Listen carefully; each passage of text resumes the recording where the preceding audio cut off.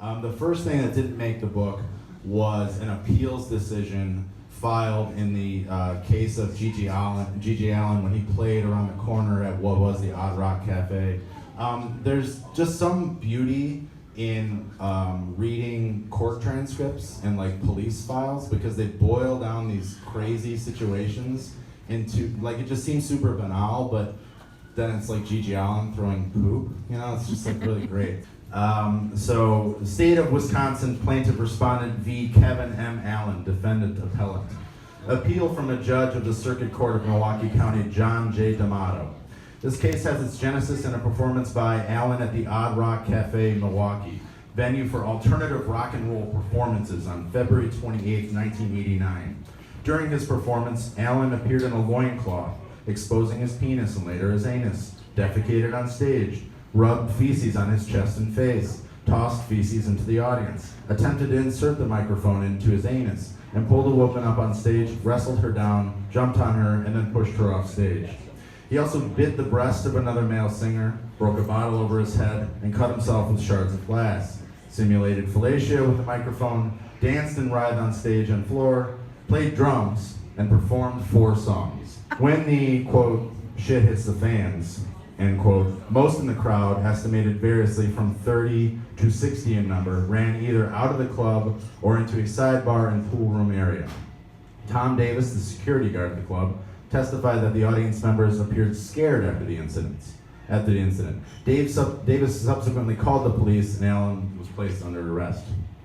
On March 1st, 1989, the state filed a criminal complaint charging Allin with engaging in abusive conduct under circumstances in which the conduct intended to provoke or cause a disturbance. The state subsequently amended the complaint to allege, quote, abusive and indecent, end quote, conduct on the part of Allin. There was a trial, blah, blah, blah. In the present case, the trial court instructed the jury that indecent conduct is, quote, conduct which is unreasonably offensive to public or moral values, end quote, and which, quote, unreasonably offends the sense or decency of propriety of the community.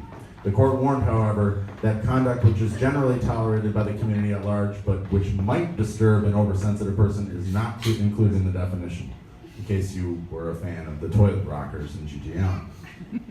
The court further instructed the jury that they could convict Allin only on the basis of properly defined indecent conduct which tended to cause a disturbance.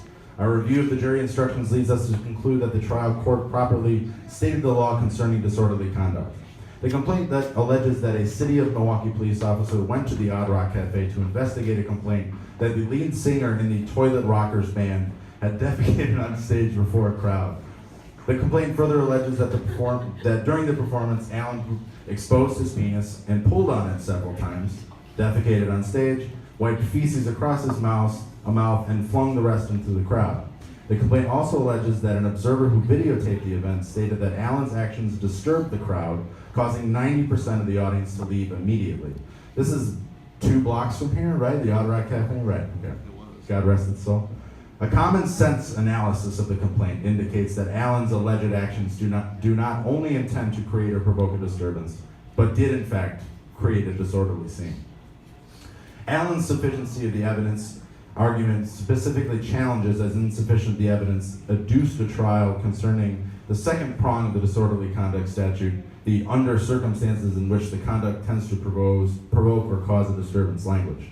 In so arguing, Allin posits that the audience knew full well what to expect of this performance. Spectators came to be shocked, he argues, and that the performance was thoroughly enjoyed by those in attendance. Allin claims that during the feces flinging episode, in quotes, the audience either scattered out of the range of laughingly, or shrieking in excitement, or simply departed. No one acted aggressively. The woman who was pulled onto stage gave a thumbs up sign of approval. Another woman who was hit by feces clipped her hair in safety. The show continued 45 minutes after the feces incident and concluded only after Allin finished his performance. Thus, Allin argues, there was no proof to support the circumstances element. Just as a small note too, during his trial on this, which was lumped into a bunch of other stuff, G.G. Allin said, he was asked if he was read his Miranda rights, and he came to the conclusion that he was, and he joked because he must have been talking to cops who all looked the same to me, And then when asked another question about the seriousness of the incident, he said, "I'm the epitome of hardcore rock and roll." So, a little bit of Milwaukee history here, maybe understandably cut from the book, but hope you can appreciate it. That's a little snippet of court actions as it pertains to Mr. G.G. Allin.